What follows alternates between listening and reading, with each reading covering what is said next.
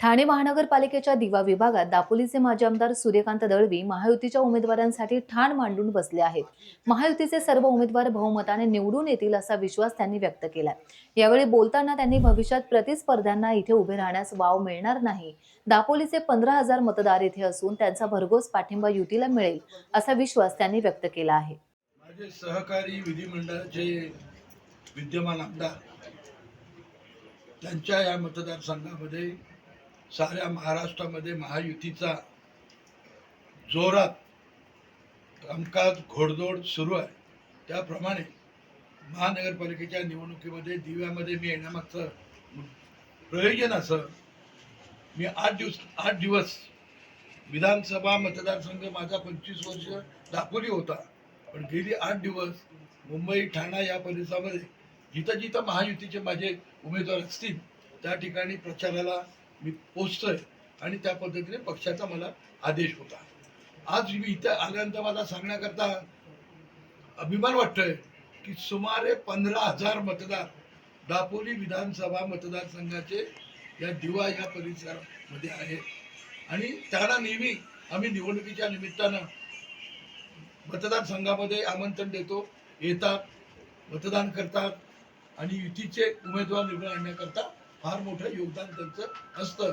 आज इथे आल्यानंतर मला आनंद झाला की माझे सहकारी आमदार सन्माननीय सुभाषजी भोईर यांच्या ऑफिसमध्ये मी आल्यानंतर मला 4ही उमेदवारांचे, या प्रभागातले सगळ्या उमेदवारांची माझी भेटण्याचा योग आला, त्यांना सर्वांना शुभेच्छा देण्याचा योग आला। मला पूर्ण खात्री आहे की या महायुतीचा झंझावात या दिव्यामध्ये डौलाने फडकत राहील आणि भविष्यामध्ये कोकणात आल्यानंतर पहिला आम्ही दिव्यात येतो आणि मग पुढे मुंबई ठाण्यामध्ये जातो। ठाणा मुंबईतनं सुद्धा मुंबईकर ठाणेकर निघाला की पहिला तो दिवाचं दर्शन घेतो आणि मग पुढे जातो। भविष्य काळ दिव्याचं उज्ज्वल असणार आहे आणि त्याकरता तुम्ही निवडून आलेल्या लोकप्रतिनिधींना माझ्या हा कायापालट करण्याकरता तुम्हाला माझ्या शुभेच्छा आहेत। माझे सहकारी आज सुभाषजी भोईर यांच्या मतदारसंघामध्ये आज प्रथमच येण्याचा योग आला, त्यांना देखील भविष्याकरता वर्षानुवर्ष लोकप्रतिनिधित्व करण्याकरता त्यांना देखील माझ्या शुभेच्छा। आणि सर्व उमेदवार तुम्ही निवडून आल्याच जमात, मी तुम्हाला आता उमेदवार आज म्हणणार नाही, तुम्हाला नगरसेवक तुम्हाला नगरसेवक असा मी तुमचा उल्लेख करेन की तुम्ही निवडून आल्यानंतर सर्वांनी दापोलीमध्ये तुम्हाला आजच आमंत्रण देतो, तुम्ही दापोलीमध्ये या, तुमचा निश्चित।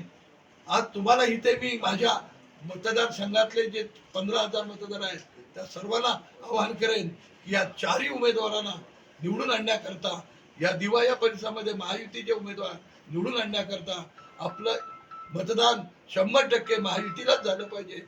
भविष्यात फक्त एकेरी पुढे विचार करू नका, नाहीतर त्यामध्ये नुकसान दोघांचंही होत असतं।